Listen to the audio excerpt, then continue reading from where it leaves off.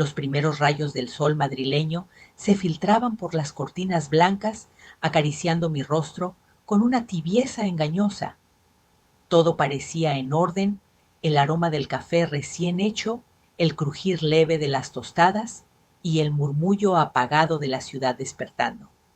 Estaba sentada en la mesa del desayuno, con una bata de seda que apenas cubría mi piel fría, removiendo el café sin ganas, como si fuera parte de una escena ya ensayada muchas veces. Frente a mí, Mateo jugaba con un trozo de pan distraído ausente. Sus movimientos eran lentos, calculados, como si se esforzara por parecer normal. Alejandro, mi esposo, caminaba por la casa con su elegancia habitual, camisa impecable, corbata perfecta, su perfume llenándolo todo. Me dio un beso en la frente, uno de esos que no tocan el alma, y salió sin mirar atrás. Pero esta vez, algo en su partida fue distinto, no por lo que dijo, sino por lo que no dijo. Volví mi mirada a Mateo. Tenía la expresión serena, pero en sus ojos había algo que no debería estar ahí. Un brillo extraño, una presencia, un silencio que me empezó a doler en los huesos. Fue entonces cuando supe que este día no sería como los demás. La decisión de ir a la playa no fue planeada. Surgió como un intento torpe de aferrarme a algo familiar, a ese rincón donde solíamos reír, cuando él era pequeño, cuando me tomaba de la mano con fuerza y me pedía que lo cargara sobre las olas. Le propuse el paseo con una sonrisa forzada, y él simplemente asintió, con una calma tan extraña que sentí que el aire se volvía más denso. Entendido, madre, respondió. Esa frase, esa entonación, no era la voz de un niño emocionado por ver el mar. Mientras conducía por las avenidas tranquilas de Madrid, con el sol deslizándose por los espejos y las fachadas de piedra, lo miraba de reojo por el retrovisor. Mateo no decía nada. Su rostro parecía una máscara perfecto, inmóvil, como si estuviera escuchando algo más allá de mis palabras, más allá del murmullo del tráfico. Me esforzaba por recordar el último momento en que lo vi realmente feliz. Nada venía a mi mente, solo la imagen de ese niño absorto, sumergido en pensamientos que ya no me incluían. Al llegar al litoral, el mar se extendía infinito bajo el cielo anaranjado. La brisa salada nos abrazaba con nostalgia, y mientras extendíamos las toallas bajo una palmera, fingí disfrutar el momento. Pero mi pecho estaba oprimido, no por la arena ni por el calor, sino por la sensación constante de que algo invisible se movía entre nosotros. Fue entonces cuando Mateo se acercó con el protector solar en la mano y me preguntó, con una amabilidad desconcertante, si podía aplicármelo. Asentí sin pensarlo. Sus manos eran delicadas pero meticulosas. Cada movimiento parecía estudiado, cada caricia más prolongada de lo necesario. No era incomodidad lo que sentí, sino un desconcierto sutil, una incomodidad que nacía de lo desconocido, de no reconocer al niño que una vez me abrazó con ternura. Cerré los ojos por un momento, tratando de recuperar el control. Pero cuando los abrí, su mirada estaba fija en mí. No parpadeaba, no sonreía, solo observaba como si intentara memorizar cada línea de mi rostro. Sentí un escalofrío. Gracias, cariño, dije apenas audible, apartando la vista. Él se levantó con una sonrisa suave y caminó hacia la orilla del mar. Su silueta recortada contra el atardecer me parecía ajena. Algo dentro de mí gritaba, pero no tenía palabras para explicarlo. Lo observé durante minutos inmóvil, intentando encontrar en su postura, en sus gestos, una pista de que aún era mi hijo. Pero no encontré nada. Al volver a casa esa noche, el silencio nos envolvía como una sábana húmeda. Alejandro no había vuelto. Mateo cenó en silencio, sin apartar los ojos de la pantalla de su teléfono. Yo intenté iniciar conversación, pero sus respuestas fueron vacías, cortas, sin alma. Esa noche, al cerrar la puerta de su cuarto, algo me detuvo, un presentimiento, una advertencia muda. Me quedé allí, frente a su habitación cerrada, con la certeza de que algo oscuro estaba naciendo tras esas paredes, y que tal vez ya era demasiado tarde. A la mañana siguiente desperté con una sensación opresiva en el pecho, como si hubiera estado conteniendo la respiración toda la noche.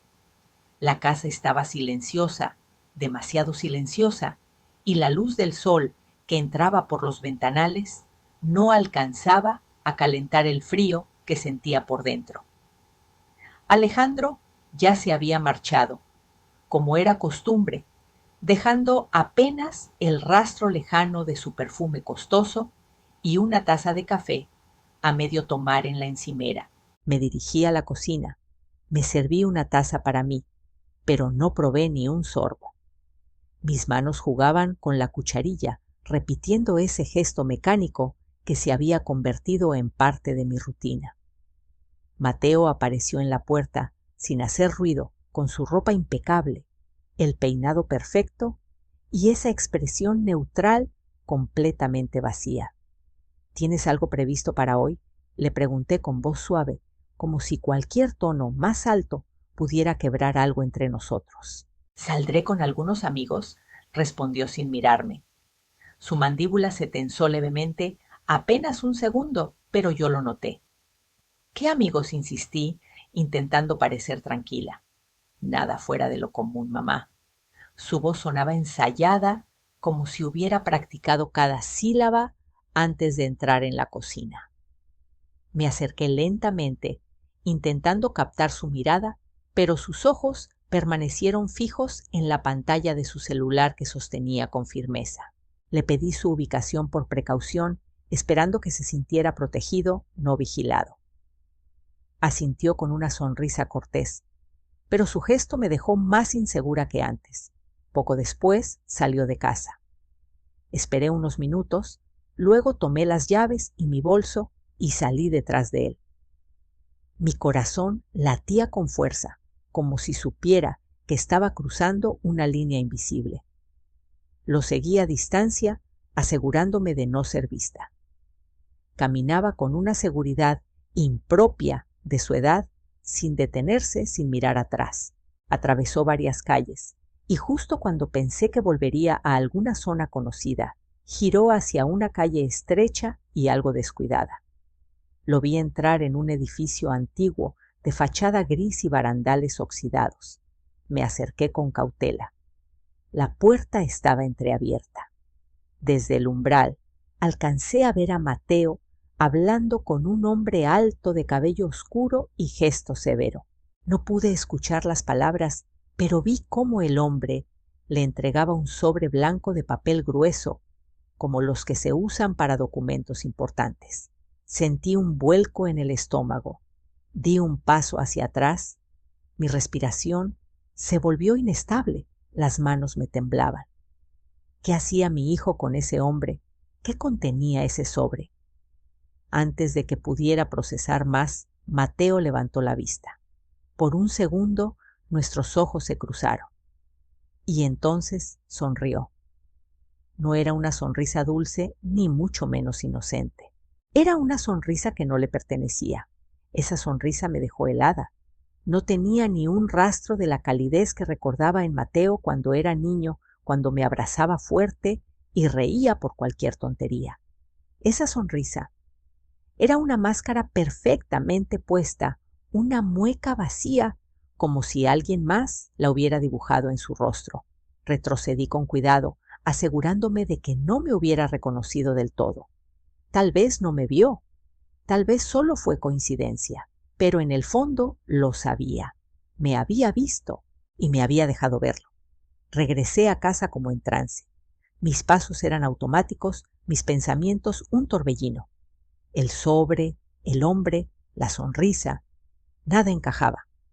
Al llegar me serví una copa de vino, una que no terminé. Me senté frente a la ventana, viendo cómo caía la noche sobre Madrid. Las luces de la ciudad, titilaban ajenas a mi angustia. Sentía el cuerpo entumecido, pero la mente alerta, como si una parte de mí ya estuviera aceptando que el amor de madre no bastaba para protegerlo. Cuando finalmente Mateo cruzó la puerta al anochecer, volvió con la misma actitud distante e indiferente. Fingí normalidad. Le pregunté cómo estuvo su día. Me respondió con evasivas. Yo no insistí, no aún, pero algo dentro de mí comenzaba a transformarse. Ya no era solo miedo, era determinación. Esa noche esperé a que se durmiera. Caminé descalza por el pasillo, el camisón de seda rozando mi piel como una caricia helada. La casa estaba sumida en penumbras. Me detuve frente a su habitación. Dudé un momento, contuve el aliento y empujé la puerta lentamente. Mateo dormía profundamente, o al menos eso parecía. La luz de la luna iluminaba su rostro sereno, casi angelical. Me acerqué en silencio, conteniendo el temblor en mis manos. Revisé su mochila. Estaba justo donde siempre. Dudé una vez más y luego la abrí con extremo cuidado. En su interior encontré un sobre blanco, el mismo que había visto antes. Lo saqué temiendo que cualquier crujido lo despertara. Lo abrí. Dentro había una sola hoja, una fotografía. Al verla, sentí que el corazón se me detenía por un instante. Era yo, dormida, con la cabeza ladeada sobre la almohada, mi bata de seda apenas visible bajo la sábana. El ángulo de la foto era desde dentro de la habitación, muy cerca de la cama. Tragué saliva con dificultad. La foto no era antigua. Había sido tomada recientemente. Esa noche, o quizás la anterior. Sentí que el aire se volvía espeso, que el suelo bajo mis pies se volvía inestable. ¿Por qué alguien tomaría esa foto? ¿Fue Mateo? ¿O alguien más usando su espacio, su cuerpo, su identidad? Guardé el sobre de nuevo, intentando dejar todo como estaba. Salí de la habitación, cerrando con suavidad. Al darme vuelta en el pasillo, me topé con algo que no esperaba los ojos de Mateo, abiertos fijos en mí desde la cama. ¿Dormías, mamá?, preguntó con voz tranquila. Su tono era neutro, pero algo en su mirada me decía que ya no había vuelta atrás. Mi cuerpo se congeló. El tono de su voz fue sereno, casi dulce, pero sus ojos me estudiaban desde la penumbra con una conciencia inquietante, como si hubiera estado despierto todo el tiempo, esperando ese momento exacto. Tragué saliva y forcé una sonrisa. No podía dormir. Solo pasaba a ver cómo estabas. Mi voz sonó más frágil de lo que pretendía. Él mantuvo la mirada fija por unos segundos más, que se sintieron eternos, luego asintió con suavidad y se giró hacia el otro lado dándome la espalda. Salí de la habitación, conteniendo el temblor en mis piernas. Cerré la puerta lentamente, tratando de no hacer ruido, y caminé por el pasillo hasta mi cuarto. Al llegar, me dejé caer en la cama, pero el sueño ya era un recuerdo lejano. No podía apartar de mi mente esa imagen suya, despierto, alerta, sus ojos brillando en la oscuridad. ¿Desde cuándo me observaba así? ¿Desde cuándo su presencia en casa era tan ajena? Al día siguiente, fingí normalidad. Preparé el desayuno, serví el café, pregunté por sus planes como cualquier madre. Mateo respondió con esa cortesía mecánica que ya empezaba a reconocer. Voy a salir un momento con los mismos amigos de ayer, dijo sin levantar la vista de su teléfono. ¿A dónde irán?, pregunté, intentando sonar casual, solo a caminar, tal vez tomar algo. Sus respuestas eran cada vez más calculadas. Esperé a que se fuera. Ya me sentía como una espía dentro de mi propia casa, pero el instinto era más fuerte que la culpa. Esperé 10 minutos, tomé mi bolso y las llaves y salí detrás de él, manteniéndome a una distancia prudente. Caminó con paso firme por las calles del centro, mezclándose entre la gente hasta que de pronto cambió de rumbo. No volvió al mismo edificio deteriorado de la vez anterior, sino que giró hacia una zona aún más silenciosa, con casas antiguas que parecían abandonadas. Se detuvo frente a una en particular fachada, agrietada, ventanas selladas con cortinas gruesas. Observó a su alrededor y durante un segundo creí que me había descubierto. Pero no. Entró. Yo esperé unos minutos antes de acercarme. El portón lateral estaba entreabierto. Respiré hondo y me deslicé hacia el interior conteniendo la ansiedad que me oprimía el pecho. El interior estaba en penumbras, las paredes descascaradas, el olor a humedad impregnando todo. Escuché voces apagadas al fondo. Me acerqué con cautela por un pasillo estrecho. Una puerta entreabierta dejaba escapar un murmullo. Me asomé sin hacer ruido. Ahí estaba Mateo, sentado frente al mismo hombre del sobre blanco. Y no estaba solo. Una mujer alta de cabello oscuro y vestido rojo lo observaba con atención. Su voz era firme, seca. «Ya no podemos mantener esto oculto por mucho más tiempo», dijo. «Ella ya sospecha». Mi corazón se detuvo. ¿Se refería a mí? Entonces Mateo, sin girarse, murmuró: «Lo sé». Pero aún no está lista para entender. Mi aliento se volvió frágil, casi inexistente. Me pegué contra la pared, intentando hacerme invisible. La frase de aquella mujer, ella ya sospecha, retumbaba en mi cabeza como un eco interminable. Sí se referían a mí. El peso de esa certeza me ancló en el piso, incapaz de moverme. Entonces escuché a Mateo pronunciar aquellas palabras con un tono que no le reconocía, grave y resignado. «Lo sé, pero aún no está lista para entender». Cerré los ojos un segundo, intentando calmar el temblor que nacía en mi estómago. No podía dar un paso atrás. Necesitaba saber más.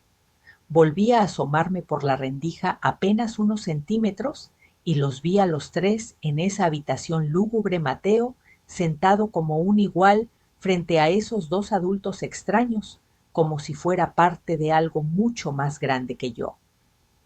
La mujer de rojo lo miraba con aprobación. El hombre se mantenía en silencio, pero sus ojos analizaban cada reacción de mi hijo, como si fuera un experimento al que evaluaban constantemente. Entonces la mujer dijo algo más, con una voz que se clavó en mi piel. «Ella ya intuye lo que él es. No podemos retrasarlo mucho. Él no dijo quién es, sino lo que es». Sentí una punzada en el pecho, como si una parte de mí ya supiera, pero no quisiera nombrarlo. ¿Qué era Mateo? ¿Qué habían hecho con él? ¿Dónde estaba el niño que crié, que acuné entre mis brazos? De pronto, el hombre se giró bruscamente hacia la puerta. Me retiré de inmediato, el corazón golpeándome con furia en las costillas. Me apoyé en la pared, conteniendo la respiración. Pasaron unos segundos. Nadie salió. Tal vez no me vieron. Tal vez ya sabían que estaba allí y simplemente no les importaba. Con pasos lentos retrocedí por el pasillo y salí de la casa. El aire exterior me pareció irreal, como si hubiera cruzado de un mundo a otro. Regresé a casa con el cuerpo tenso, la mente en caos. Ya no podía engañarme más. Mateo no era solo un adolescente extraño, no era simplemente un hijo distante. Había algo dentro de él, o tal vez en lugar de él, algo que lo alejaba de la humanidad que conocía. Esa noche, él actuó como si nada.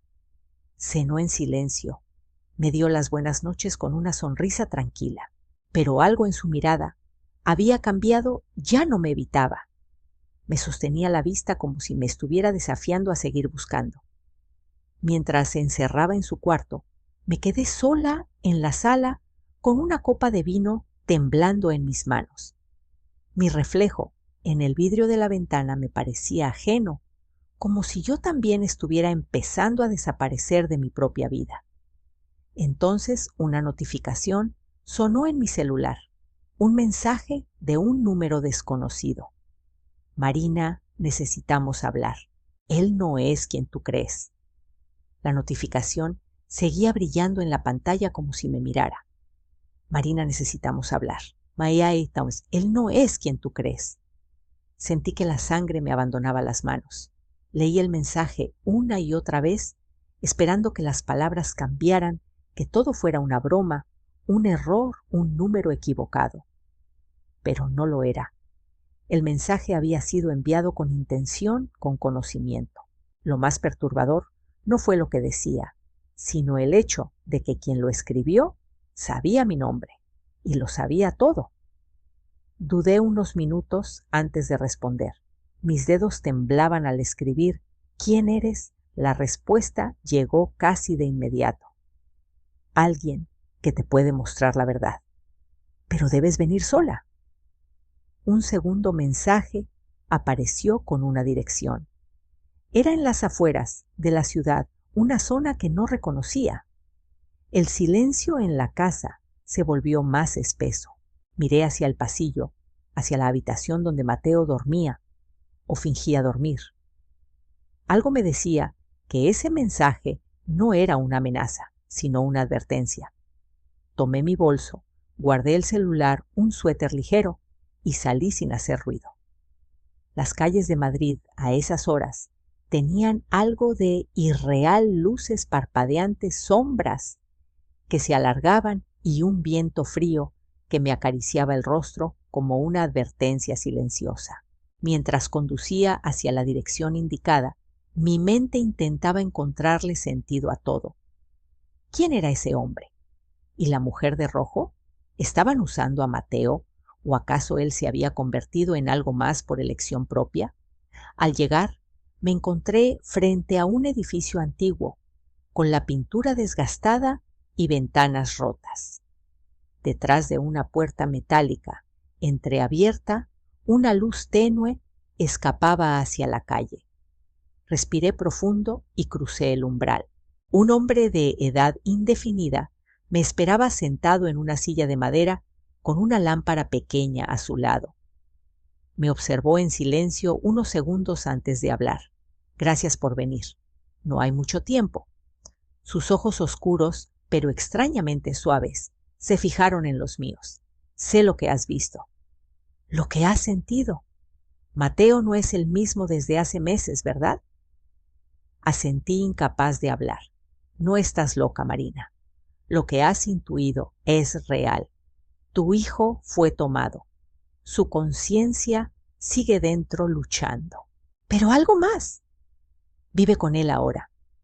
Las palabras se clavaron en mí como agujas. El hombre continuó con voz firme pero serena. No es posesión como en las películas. Es una simbiosis. Lo eligieron por algo. Pero aún no está perdido. Tú eres su ancla, su única salida. Mis labios se entreabrieron por fin. ¿Cómo puedo recuperarlo? El hombre bajó la mirada y murmuró. Tendrás que enfrentarte a ellos, a ambos, y recordar algo que ya olvidaste. Antes de que pudiera preguntar más, su mirada se endureció. Pero no estás sola, y no puedes esperar más. En ese momento, mi celular vibró otra vez. Era un mensaje de Mateo. Solo decía, sé dónde estás. Sé dónde estás. Las palabras aparecían una y otra vez en la pantalla de mi celular, como si fueran un susurro salido directamente de su mente, no de un aparato. El hombre frente a mí se tensó al ver mi expresión. No hizo falta que le mostrara el mensaje. Lo sabía. Ya lo sospechábamos, dijo en voz baja. Ahora te están probando. Quieren ver hasta dónde eres capaz de llegar. No respondí. Sentía las piernas débiles, como si todo mi cuerpo estuviera hecho de hilo fino a punto de romperse. ¿Qué quieren de mí? Pregunté finalmente, sintiendo cómo la desesperación comenzaba a apoderarse de mi voz. El hombre se puso de pie con lentitud, como si cada palabra que diría requiriera de cuidado. No es solo lo que quieren de ti, Marina. Es lo que tú permitiste, Lo que no recordaste a tiempo, ellos no llegaron sin razón, te eligieron a través de él. Mi mente se rebelaba. Era imposible, era absurdo. ¿Cómo podía ser parte de algo que ni siquiera comprendía? Me aferré a la única verdad que podía sostener. Mateo era mi hijo, aunque ya no lo reconociera, aunque esa mirada suya se hubiera vuelto extraña. Salí de aquel lugar sin decir más. El hombre no me detuvo. Solo me miró como si ya supiera lo que haría. El camino de regreso fue un borrón. No sabía si tenía miedo de volver a casa o de no volver a encontrarla como antes. Al llegar la puerta estaba entreabierta. No lo recordaba así. Entré con cautela. La sala estaba en penumbras, todo en su sitio, pero había una quietud que no me dejaba respirar. Llamé a Mateo por su nombre sin alzar mucho la voz. Ninguna respuesta. Caminé lentamente por el pasillo. Su puerta estaba cerrada. Dudé un instante y luego la empujé. Vacía. Todo estaba en orden, pero él no estaba allí. Sobre el escritorio había un cuaderno. Me acerqué, mis dedos rozaron la tapa con un escalofrío. Lo abrí. En la primera página, con letra clara y pausada, había escrito: «No te preocupes, mamá. Aún estoy aquí». Pero se está volviendo más difícil. Leí esa frase una y otra vez, sintiendo cómo se partía algo dentro de mí. Lo sabía. Él aún peleaba desde adentro. Aún quedaba algo de mi hijo. Y si había una parte de él que seguía resistiendo, no importaba qué tan oscuro fuera el camino. Me senté en su cama con el cuaderno entre las manos y por primera vez en días lloré. No por miedo, no por rabia. Lloré porque me di cuenta de que tal vez la batalla más difícil no era contra eso que habitaba en él, sino contra todo lo que yo misma había olvidado, contra todo lo que no quise ver, contra lo que dejé entrar por amor, y justo entonces algo dentro de mí despertó. No era coraje, era memoria. El amanecer llegó sin anunciarse, deslizándose entre las cortinas como un suspiro suave que acarició mi rostro cansado. La casa aún guardaba el silencio de lo no dicho, pero algo dentro de mí había cambiado. Ya no era la misma mujer que removía el café sin sentido, ni la madre que huía de la mirada extraña de su hijo. Ahora entendía que algunas verdades duelen más que las mentiras, pero también liberan. En el cuaderno, página tras página, descubrí fragmentos de Mateo que aún respiraban dibujos, frases sueltas, recuerdos compartidos. Su lucha era silenciosa pero constante. No estaba perdido, no del todo. Salí al balcón con su cuaderno contra el pecho, dejando que la luz me atravesara. No necesitaba respuestas inmediatas, solo valor para quedarme mirar al vacío y sostener lo que aún quedaba vivo. Lo esperaría, no como víctima, sino como madre. No para controlar su destino, sino para acompañarlo cuando volviera. Porque ahora sabía que la traición más cruel es la que uno se hace a sí mismo al rendirse, y que la lealtad más poderosa es quedarse incluso cuando todo arde. Al final, uno no se rehace del todo, pero sí puede renacer desde lo que aún ama.